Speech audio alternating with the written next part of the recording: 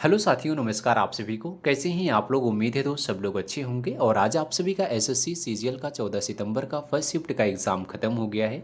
तो दोस्तों, इस वीडियो में हम आपको फर्स्ट शिफ्ट के आधार पर जीके जीएस के मोस्ट इंपॉर्टेंट क्वेश्चन का प्रैक्टिस कराएंगे। मैथ आज किस टॉपिक से कितना क्वेश्चन आया, रीजनिंग किस टॉपिक से ज़्यादा पूछी गई, इंग्लिश में किस टॉपिक से कितने क्वेश्चन आ रहे हैं, सब कुछ इस वीडियो में कंप्लीट एनालिसिस करेंगे। और साथ ही साथ देखेंगे कि आज के 14 सितंबर की फर्स्ट शिफ्ट का आपका एग्ज़ाम का लेवल कैसा था। तो दोस्तों, अगर आपका एग्ज़ाम अभी नहीं हुआ है, आने वाले अगले शिफ्टों में है, तो आप लोग एक बार इस वीडियो को पूरा देखना। इस वीडियो में जितने भी हम आपको क्वेश्चन कराएंगे, ये सभी क्वेश्चन साथ ही आगे के शिफ्टों में देखने को मिलेगा। क्योंकि दोस्त, अभी तक आपके जितने भी शिफ्ट का एग्ज़ाम हुआ है, उसमें जिस टाइप के क्वेश्चन आपके जीके जीएस में पूछे गए थे, बिल्कुल उस पर बेस्ड हम आपको सभी क्वेश्चन कराने वाले हैं। जैसा कि दोस्तों आप सभी को पता होगा कि एसएससी ने एग्जैक्ट क्वेश्चन का एनालिसिस कराना बैन किया हुआ है, इसलिए हम आपको साथ ही एक्सपेक्टेड क्वेश्चन कराने का प्रयास करेंगे, जो आगे की शिफ्टों के लिए बहुत ही इंपॉर्टेंट होगा। तो दोस्त, अगर आप लोग इसी तरह से एसएससी सीजीएल एग्जाम के लिए डेली एक्सपेक्टेड क्वेश्चन का प्रैक्टिस करना चाहते हो, तो चैनल को अभी सब्सक्राइब करके बेल आइकन को ऑन कीजिएगा। इसी तरह से डेली हम आपको एक्सपेक्टेड क्वेश्चन का प्रैक्टिस कराते रहेंगे।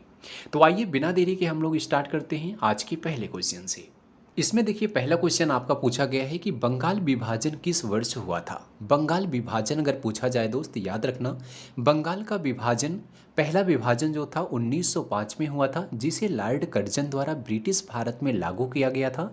इस विभाजन ने पूर्वी मुस्लिम बहुल क्षेत्रों को पश्चिमी हिंदू बहुल क्षेत्रों से अलग कर दिया था, लेकिन व्यापक विरोध प्रदर्शन और स्वदेशी आंदोलन के कारण इसे 1911 में रद्द कर दिया गया था।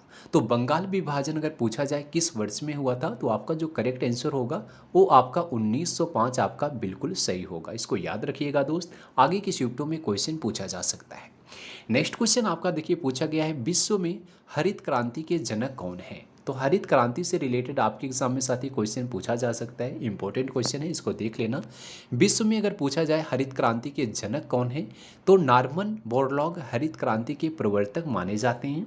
लेकिन भारत में अगर पूछा जाए हरित क्रांति लाने का श्रेय किसे है, तो जो है श्रेय सी सुब्रमण्यम को जाता है। तो कौन है भारत में हरित क्रांति को लाने वाला? सी सुब्रमण्यम है। नेक्स्ट क्वेश्चन है कि आत्माराम पांडुरंग ने किस समाज की स्थापना किया था। मोस्ट इंपॉर्टेंट क्वेश्चन है, बार बार एसएससी के एग्जाम में दोस्त क्वेश्चन पूछा जाता है। आत्माराम पांडुरंग ने किस समाज की स्थापना किया था? तो आप सबको पता होगा, आत्माराम पांडुरंग एक भारतीय चिकित्सक और समाज सुधारक थे, जिन्होंने प्रार्थना समाज की स्थापना की थी और बॉम्बे नेचुरल हिस्ट्री सोसाइटी के दो भारतीय सह संस्थापकों में से ये जो है एक थे। अगर पूछा जाए प्रार्थना समाज की स्थापना किसने किया था, तो आप सबको याद होना चाहिए, आत्माराम पांडुरंग ने किया था। नेक्स्ट क्वेश्चन देखिए पूछा गया है कि भारत का पहला राष्ट्रीय खेल विश्वविद्यालय किस राज्य में स्थित है।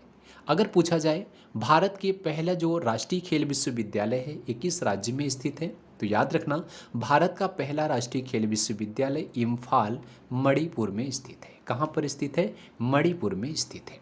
नेक्स्ट क्वेश्चन देखिएगा, स्मार्ट सिटी योजना की शुरुआत कब हुई थी। तो योजना वाले जितने भी क्वेश्चन होंगे दोस्त, आप लोग पढ़ लेना, योजना से रिलेटेड आपके एग्जाम में एक क्वेश्चन देखने को मिल रहा है।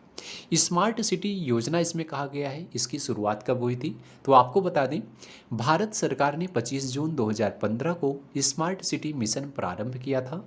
स्मार्ट सिटी मिशन का मुख्य उद्देश्य क्या था, देख लेना, उन प्रमुख शहरों को प्रोत्साहित करना जो मुख्य अवसंरचना मुहैया कराते हैं और अपने नागरिकों को बेहतर जीवन स्तर प्रदान करते हैं, एक स्वच्छ और सुस्थिर वातावरण प्रदान करते हैं और स्मार्ट समाधान लागू करते हैं।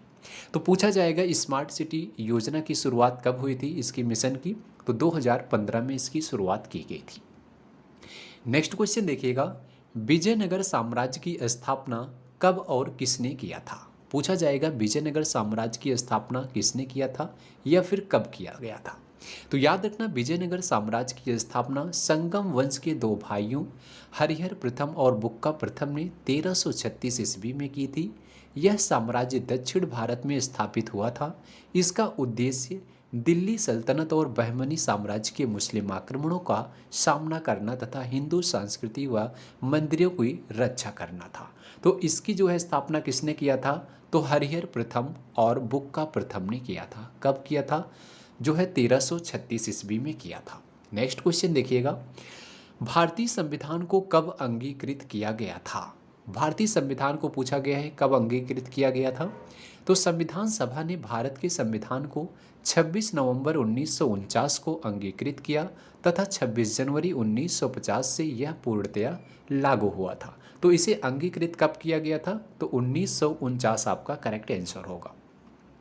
नेक्स्ट क्वेश्चन देखिएगा, जो है पेरिस ओलंपिक 2024 में भारत ने कितने पदक जीते थे? तो देखिए दोस्त, अगर हम बात करते हैं पेरिस ओलंपिक 2024 की, तो भारत ने पेरिस ओलंपिक 2024 में कुल 6 पदक अपने नाम किए थे, जिसमें आपका 5 ब्रॉन्ज मेडल और 1 सिल्वर मेडल शामिल था। नेक्स्ट क्वेश्चन देखिएगा, पूछा गया है कि अब्दुल रज्जाक किस शासन काल में भारत आया था? अब्दुल रज्जाक की बात की जा रही है। अब्दुल रज्जाक देवराय द्वितीय के शासनकाल के दौरान राज्य का दौरा किया और उसे फारस की सरकार द्वारा 13 जनवरी 1443 के एक दूत के रूप में भेजा था। तो जो है किसके शासनकाल में भारत आया था? तो ये जो है देवराय द्वितीय के शासनकाल में भारत आया था। अगला क्वेश्चन देखिए, पूछा गया है 1700 ईसा पूर्व के रूप में हथियारों के निर्माण के लिए लोहे का उपयोग करने वाले पहले देशों में से कौन सा देश था? तो इसमें अगर हम करेक्ट आंसर की बात करें तो रोमानिया देश आपका बिल्कुल करेक्ट होगा। रोमानिया उन पहले देशों में से एक था जिसने 1700 ईसा पूर्व में हथियारों के निर्माण के लिए लोहे का उपयोग किया था। नेक्स्ट क्वेश्चन देखिएगा, राज्यसभा को किस अनुच्छेद के तहत भंग नहीं किया जा सकता? पॉलिटिकल साइंस का क्वेश्चन है। राज्यसभा को भंग नहीं किया जा सकता है क्योंकि यह एक अस्थायी सदन है और भारतीय संविधान के अनुच्छेद 83 में यह व्यवस्था है कि राज्यसभा को भंग नहीं किया जाएगा। लेकिन अगर बात करें संविधान के अनुच्छेद 85 के तहत केवल लोकसभा को भंग किया जा सकता है। यानी अगर पूछा जाए लोकसभा को किस आर्टिकल के तहत भंग किया जा सकता है, तो आर्टिकल 85 के तहत। और अगर पूछा जाए राज्यसभा को किस अनुच्छेद के तहत भंग नहीं किया जा सकता, तो आर्टिकल 83 आपका करेक्ट होगा। नेक्स्ट क्वेश्चन देखिएगा, गांधी जी दक्षिण अफ्रीका से जो है कब आए थे? तो देखिए पूछा जाएगा गांधी जी दक्षिण अफ्रीका से भारत कब आए थे? तो महात्मा गांधी 9 जनवरी 1915 को दक्षिण अफ्रीका से भारत लौटे। उस दिन बॉम्बे के लोगों ने उनका भव्य स्वागत किया था। दक्षिण अफ्रीका में लगभग 21 वर्षों के बाद वे भारत वापस आए थे। तो कब आए थे? 1915 में आए थे। नेक्स्ट क्वेश्चन देखिएगा, भारतीय संविधान का कौन सा अनुच्छेद राज्य विधायिका के कार्यकाल से संबंधित है? राज्य विधायिका के कार्यकाल से कौन सा अनुच्छेद है? तो अनुच्छेद 172 है, इसको याद रखिएगा। नेक्स्ट क्वेश्चन देखिएगा, मुगल काल के दौरान किस फ्रांसीसी यात्री ने भारत का दौरा किया था? तो इसका जो करेक्ट आंसर होगा फ्रेंकोइस बर्नियर आपका बिल्कुल करेक्ट होगा। वह एक फ्रांसीसी यात्री थे, उन्होंने शाहजहां के शासनकाल के दौरान भारत का दौरा किया था। वह मुगल दरबार से घनिष्ठ रूप से जुड़े थे, राजकुमार द्वारा सिखों के चिकित्सक के रूप में और बाद में औरंगजेब के दरबार से जुड़े हुए थे। नेक्स्ट क्वेश्चन देखिएगा, उपराष्ट्रपति को कौन शपथ दिलाता है? बहुत अच्छा क्वेश्चन है दोस्त, इसको याद रखना, पूछा जाएगा। उपराष्ट्रपति की जो शपथ होती है किसके द्वारा दिलाई जाती है? तो राष्ट्रपति उपराष्ट्रपति को पद एवं गोपनीयता की शपथ दिलाता है। कौन दिलाता है? राष्ट्रपति आपका इसका करेक्ट आंसर होगा। नेक्स्ट क्वेश्चन देखिएगा, पूछा गया है कौन सी पंचवर्षीय योजना पीसी महालनोबिस मॉडल पर आधारित थी? पीसी महालनोबिस मॉडल पर कौन सी पंचवर्षीय योजना आधारित थी दोस्त? तो महालनोबिस मॉडल पर दूसरी पंचवर्षीय योजना आधारित थी जिसका कार्यकाल 1956 से 1961 से था, जिसे भारतीय सांख्यिकीविद प्रशांत चंद्र महालनोबिस ने विकसित किया था। इस मॉडल का मुख्य उद्देश्य औद्योगिकरण को बढ़ावा देकर और भारी उद्योगों में निवेश करके तेजी से आर्थिक विकास करना था। तो कौन सी पंचवर्षीय योजना पीसी महालनोबिस मॉडल पर आधारित थी? तो आपकी दूसरी पंचवर्षीय योजना आपका बिल्कुल करेक्ट आंसर होगा। नेक्स्ट क्वेश्चन देखिएगा, 2011 की जनगणना का थीम क्या था? तो 2011 की जनगणना का थीम पूछा गया है। तो 2011 की जनगणना की थीम हमारी जनगणना हमारा भविष्य, यह इसका थीम था। यह नारा भारत की 2011 की 15वीं जनगणना का आदर्श वाक्य था, जिसका उद्देश्य देश के नागरिकों और उनकी भविष्य की प्रगति को जोड़ना था। तो 2011 की अगर जनगणना का थीम पूछा जाए तो हमारी जनगणना हमारा भविष्य, इसका जो है थीम था। नेक्स्ट क्वेश्चन देखते हैं। अगला क्वेश्चन है कि चोलों की ग्राम सभा को क्या कहा जाता था? चोलों की ग्राम सभा को क्या कहा जाता था? तो दक्षिण भारत में चोल राजवंश के दौरान स्थानीय शासन में चोल ग्राम सभाओं, जिन्हें सभा या फिर उर कहा जाता था, उनकी महत्वपूर्ण भूमिका थी। ये सभाएं अत्यधिक अत्यधिक संगठित और लोकतांत्रिक प्रकृति की थी। तो चोलों की ग्राम जो सभा थी उसको क्या कहा जाता था? उसे सभा या फिर उर कहा जाता था।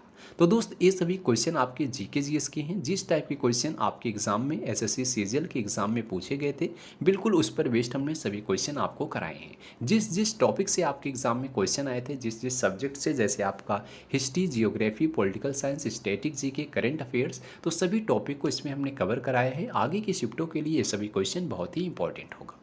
अब आइए हम बात कर लेते हैं इंग्लिश सब्जेक्ट की। देखिए दोस्त, इंग्लिश में आपका जो है ओकैब की बात करें तो इसमें आपके सिनोनिम के 2 क्वेश्चन पूछे जा रहे हैं। सिनोनिम के आप लोग सभी क्वेश्चन पढ़ लीजिएगा। एंटोनिम से आपके 2 क्वेश्चन, यानी सिनोनिम एंटोनिम मिला करके टोटल आपके जो है 4 क्वेश्चन पूछे जा रहे हैं। एडियम एंड फ्रेजेस से आपका 1 से 2 क्वेश्चन हर एक शिफ्ट में आ रहा है। वन वर्ड सब्स्टिट्यूशन से आपके 1-2 क्वेश्चन आ रहे हैं। स्पेलिंग एरर के आपके 2 क्वेश्चन आ रहे हैं। पैसेज से आपके 5 क्वेश्चन आ रहे हैं। आपका एक पैसेज आ रहा है, उसमें से आपके साथ ही 5 क्वेश्चन पूछे जाएंगे। सेंटेंस इंप्रूवमेंट के आपके 2 क्वेश्चन आ रहे हैं। स्पोर्टिंग एरर के आपका 1 से 2 क्वेश्चन आ रहा है। फिल इन द ब्लैंक के आपके 3 से 4 क्वेश्चन आ रहे हैं। वॉइस और नरेशन से आपके साथ ही 3 से 4 क्वेश्चन आ रहे हैं। तो इंग्लिश के आप लोग इन सभी टॉपिक को तैयार कर लेना दोस्त, यहाँ से एग्जाम में क्वेश्चन आ रहा है। अगर हम इंग्लिश की बात करें तो इंग्लिश का लेवल जो है दोस्त वो आपका मॉडरेट लेवल आ रहा है, ना तो ज़्यादा इजी है ना तो ज़्यादा हार्ड है। अगर थोड़ा सा हार्ड जो है वो आपका सिर्फ और सिर्फ पैसेज आ रहा है, थोड़ा सा लॉन्ग है। आप लोग पैसेज पर ज़्यादा से ज़्यादा फोकस करके जाइएगा, प्रैक्टिस करके जाइएगा। कि अगर हम मैथ सब्जेक्ट की बात करते हैं तो मैथ में आपका जो है नंबर सिस्टम से क्वेश्चन पूछा जा रहा है, 2 क्वेश्चन। परसेंटेज से आपका जो है 2 क्वेश्चन। रेशियो प्रोपोर्शन से आपका 1 से 2 क्वेश्चन आ रहे हैं। एवरेज से आपका 2 क्वेश्चन आ रहा है। प्रॉफिट लॉस से 2 क्वेश्चन आ रहे थे। इंटरेस्ट से आपका 2 से 3 क्वेश्चन आ रहे हैं। टाइम एंड वर्क का आपका 1 से 2 क्वेश्चन आ रहे हैं। टाइम एंड डिस्टेंस से आपका 1 क्वेश्चन। अलजेब्रा से 2 से 3 क्वेश्चन आपके आ रहे हैं। जियोमेट्री से आपके साथ ही 2 से 3 क्वेश्चन आ रहे हैं। ट्रिग्नोमेट्री से 2 से 3 क्वेश्चन आ रहे हैं। मेंसुरेशन से ले आपका जो है 3 से 4 क्वेश्चन 2D 3D से रिलेटेड आ रहे हैं। तो आप लोग मैथ के इन सभी टॉपिक को तैयार कर लेना। मैथ आपका जो है लेवल की बात करें तो इसका लेवल क्या है दोस्त, इसका लेवल थोड़ा सा जो है मॉडरेट टू टफ देखने को मिल रहा है, क्योंकि जो क्वेश्चन आ रहे हैं थोड़ा सा कैलकुलेटिव आ रहे हैं, थोड़ा सा लेंदी आ रहे हैं। तो आप लोग सभी इस टॉपिक के क्वेश्चन को प्रैक्टिस करके जाइएगा। आराम से इन सभी क्वेश्चन को आराम से आप लोग कर सकते हो। बाकी रीजनिंग की बात करें तो रीजनिंग में आपका साथ ही एनालॉजी के क्वेश्चन पूछे जा रहे हैं। कोडिंग डिकोडिंग से क्वेश्चन आ रहे हैं।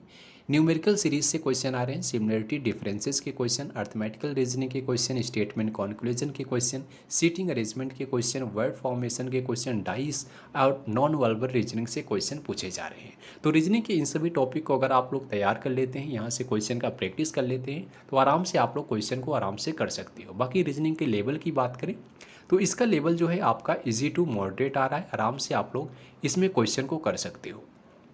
बाकी अगर ओवरऑल हम एग्ज़ाम लेवल की बात करें दोस्त, आज आपके एग्ज़ाम का लेवल क्या था, तो ओवरऑल एग्ज़ाम का जो लेवल है दोस्त वो आपका धीरे धीरे मॉडरेट टू टफ होता जा रहा है। तो इसलिए आप लोग साथ ही सभी क्वेश्चन का प्रैक्टिस करते जाइएगा। बाकी अगर जीके की बात करें, जीके जिस टाइप के क्वेश्चन पूछे जा रही है बिल्कुल उस टाइप के क्वेश्चन डेली हम आपको इसी तरीके से प्रैक्टिस कराते रहेंगे। अगर आपने चैनल को सब्सक्राइब नहीं किया है तो दोस्त चैनल को अभी सब्सक्राइब करके बेल आइकन को ऑन कर लेना। डेली आपको हम इसी तरीके से एक्सपेक्टेड क्वेश्चन का प्रैक्टिस कराते रहेंगे।